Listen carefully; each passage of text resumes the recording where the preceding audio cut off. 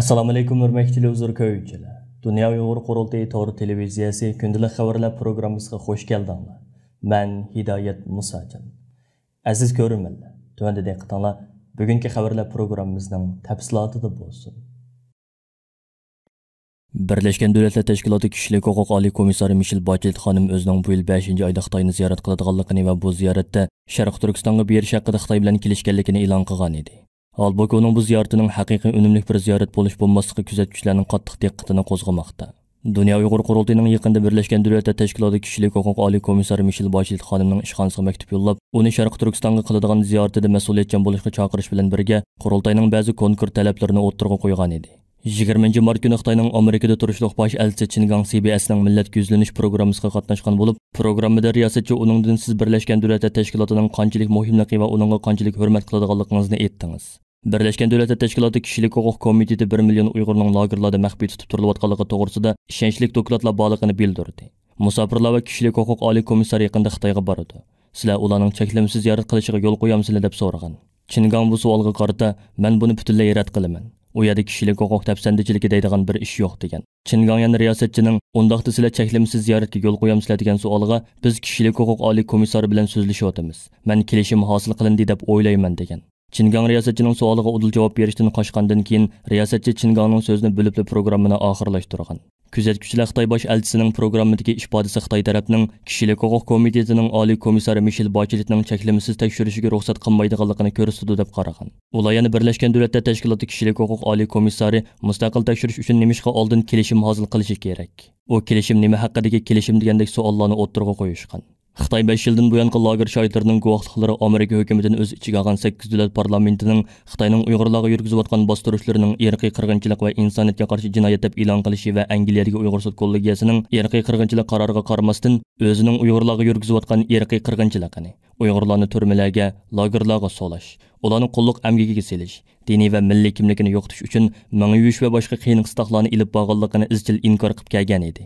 Bu qitim Birleşken Devletler Teşkilatı Kişilik Hukuk Komiteti Ali Komissarının Uyghur rayonida tekshirishga borganda qanchalik darajada mustaqil tekshiralaydiganligi dunyoning diqqat nuqtasi bo'lmoqda. Amerikaning Janvadagi Birleşken Devletler Teşkilatı bosh shtabida doimiy turishliq elchisi Shiba Kroker Xitoydan bu ziyoratning to'salg'usiz bo'lishini talab qilgan. U mundaq degan: "To'salg'u ichida qilingan ziyorat faqat Xitoyning rayondagi musulmon Uyg'urlar va boshqa oz sonli millatlarga qaratayotgan dafsandichiliklarni inkor qilish tashviqotiga xizmat qiladi xolos." U yana mundaq degan: "Bu ziyoratning ishonchli bo'lishi uchun Michel Bachelet cho'qim Xinjiangdagi bir turkum Uyg'urlar va boshqa etnik guruhlar bilan xususiy holda uchrashishi kerak. Qabihlik yuz berayotgan va majburiy emgak borligi xabar qilingan joylarga to'salg'usiz kiralishi kerak. Biz Xitoyning Bacheletning Xinjiangning barliq rayonlariga to'salg'usiz va nazoratsiz ziyorat qilishini, Uyg'urlar va boshqa guruhlar bilan uchrashishini kafolatga ega qilishga chaqiramiz." Michel Bacheletning 5 oyda Sharq Turkistonni ziyorat qiladiganligi to'g'risidagi xabar e'lon qilingandan keyin xalqaro kishilik huquq tashkilotlari orqa-orqadan bayonot e'lon qilib, Michel Bacheletning Sharq Turkistonga qiladigan ziyoratida mas'uliyatchan bo'lishga, undaq bo'lmaydi ekan, davlat kontrolligidagi bu ziyoratning Xitoyning kishilik huquq tafsandichiligini oqartish, hatto uningga chapon yepib berish roli o'ynashi mumkinligini ogohlantirgan edi. Yaqında Dünya Uyghur Qurultayı İcraiya Komitetining raisi va Amerika Uyg'ur kishilik huquq qurilishining direktori Umar Qanat apandim Amerika hukumatining diniy erkinlik xizmatlariga mas'ul alayda vakili Rashad Husayn apandi bilan maxsus uchrashuv elib berib, Xitoyning Sharq Turkistonda Uyg'urlarni asos qilgan xalqlarga yurgizayotgan irqiy qirg'inchiligini to'sib qilishning konkret choralari, islom allarining bu jihatda umumyuzlik harakatga keltirishning yo'llari, shundaqla Uyg'ur musofirlari duch kelayotgan tahdid, xavf, besim va turli xirislarga qarata Amerika hukumatining jiddiy tadbirlarni yo'lga qo'yishi qatorliq ko'p taraflamalik masalalar haqida tafsiliy muzokara elib bordi. Rashad Husayn apandi Oqsaroyda vazifaga tayinlanishdan burun qilgan so'zlarida o'zining Uyg'ur irqiy qirg'inchiligini to'sib qilish uchun butun kuchi bilan tirishchilik ko'rsatadiganligini ochiqcha ifoda qilgan edi. Bu qitimqi ko'rishda ND'ning sobiq muavin raisi va Uyg'ur kishilik huquq qurilishining tashqi munosabatlar direktori Loisa xonim birga bo'ldi. Umar Qanat apandi bu munosabat bilan istansimizga qilgan so'zida Uyg'urlar masalasiga izchil holda ko'ngil bo'lib kelgan Rashad Husayn apandimning Amerika hukumatining diniy erkinlik xizmatlariga mas'ul alayda vakili bo'lib tayinlanganligidan alayda xursand bo'lganligini. Bu qitimqi ko'rish jarayonida uning bundan keyin Uyg'ur irqiy qirg'inchiligini to'sib qilish uchun butun kuchi bilan tirishchilik ko'rsatadiganligini va bu jihatda Amerika hukumatiga konkret taklif fikrlarini sunadiganligini bayon qilganligini ta'kidlab o'tdi. Dünya Uyghur Qurultayining sohibxonligida bu yil 5 oyning 26-kunidan 28-kunigacha Germaniyaning Myunxen shahrida chaqiriladigan 2-navbatlik Sharq Turkiston Milliy Kengashining tayyorlik xizmatlari jiddiy davom qilmoqda.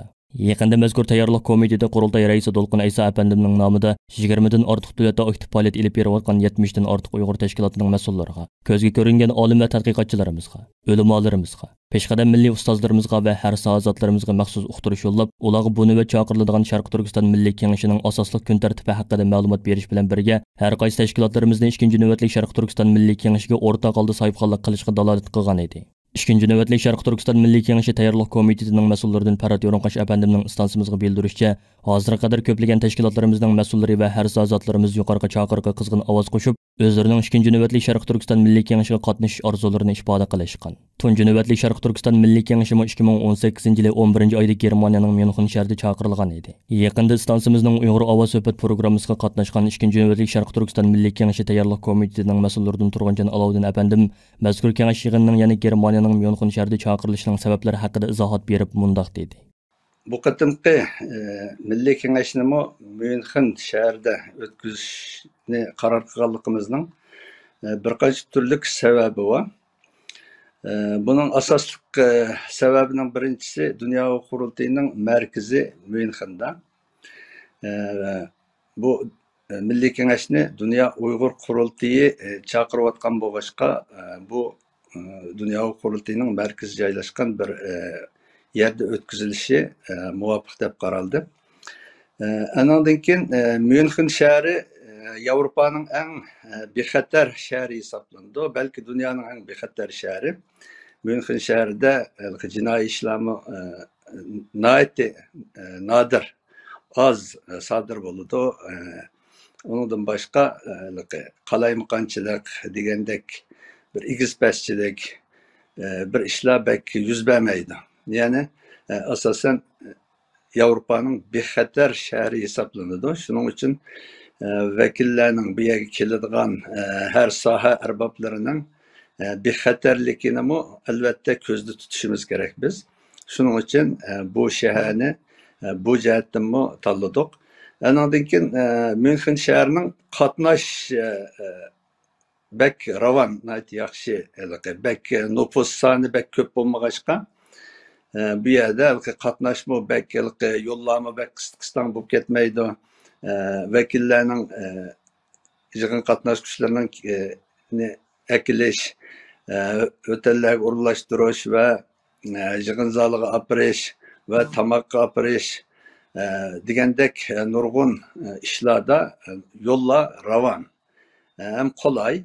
Anladın ki bu yerdeki qarindoshlarımızning asosan degidek hammasining qo'lida mashina va fidokor qarindoshlarimiz joylashgan bu yerga.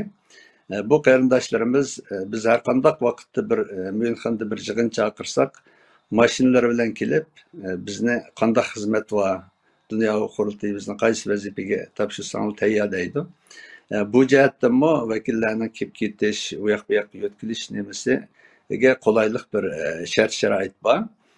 Andan keyin yana birsi Myunxenda biz Uyg'urlarning ochgan 3 cho'ng restoran bor. Uyg'urcha tomoq bor, ham turkcha tomoq. Undan sirt yana 30 ga yaqin bizning shu turk usulü döner xana, döner dükkanı açkan şundaq qarindoshlarimiz bor.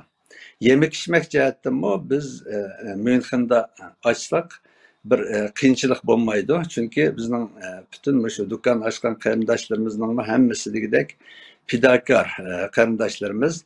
Har qanday vaqtda mehmonlar kelsa, ular shu talishib turib o mehmonlarni mehmon qilishni arzu qilishidi. Şunun için bu restoranlarda hem Uygurcha tomoq bo'lsin, mayli Türkçe tomoqlardan bo'lsin, bu jihatda qiyinchilik bo'lib qolmaydi bizning kelgan mehmonlarimizga va yig'in qatnashchilarimizga. Mushundaq sabablardan biz Myunxenda etishni muvofiq deb qaradik.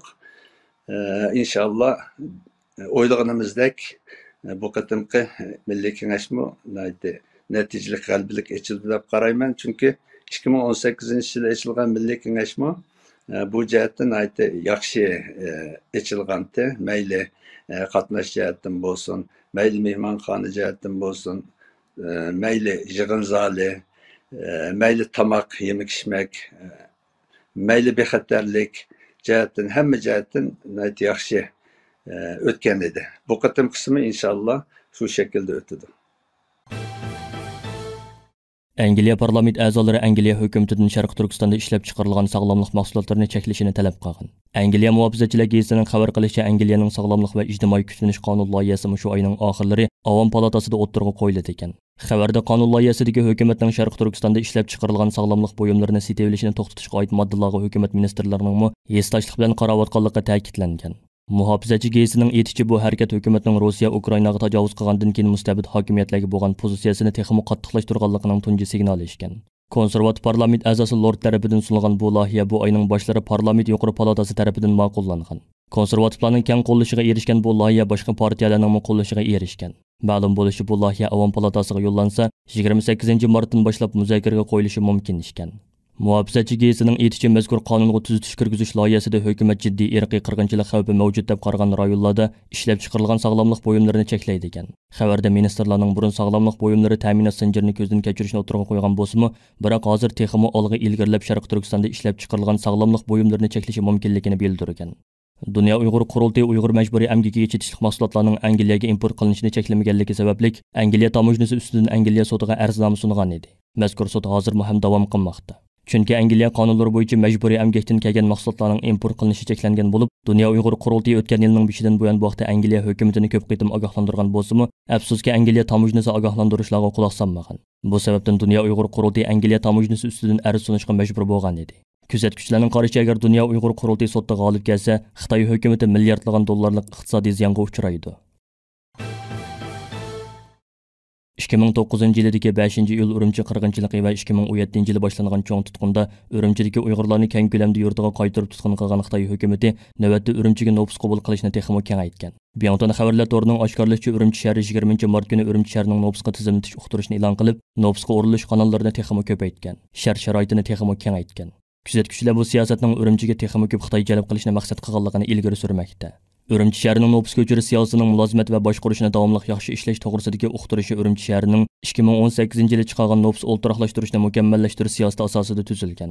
Biyonton xabarlarining aytishicha, o'rta texnikum va uningdan yuqori saviyadagilar, oliy maktabga o'qiyotgan o'quvchilar, kasbiy texnika ixtisos egalari, mahoratli ixtisosliklar, mablag' sog'uvchilar, egilik tikliguvchi va ishga o'rinlashuvchilar, yerlashmoqchi bo'lganlar, harbiy vazifa o'tayotganlar yoki harbiylikdan chekinganlar o'zlari, jufti va farzandlari uchun Urumchi nopusiga iltimos qila oladi ekan. Xitoy hukumati 2009-yil 7-oyning 5-kuni yuz bergan Urumchi qirg'inchiligida boshqa yurtlardan kelib Urumchida yashayotgan Uyg'urlarni tutqun qilib, keng ko'lamda yurtlarga qaytargan. 2017-yil boshlangan cho'ng tutqunda Uyg'urlarni majburiy yurtiga qaytarib, yurtidagi lager, turmalarga qamagan. Buning bilan Urumchida Uyg'ur nopusining zo'r darajada ozayib ketishini keltirib chiqargan. Kishilik huquq tashkilotlarining aytishicha, cho'ng tutqunda yurtiga qaytarilgan nurg'un bu Uyg'urlarning hozirga qadar izdirigi yo'q ekan. Hurmatli ko'ruvchilar, yuqorida Dunyo Uyg'ur qurultiyi to'g'ri televiziyasi kundalik xabarlar programmasini diqqatingizga sundiq. Keyin qitimliq programmamizni ko'rishaylik. Ko'rishchaman bo'lgaysizlar. Xayr xo'sh.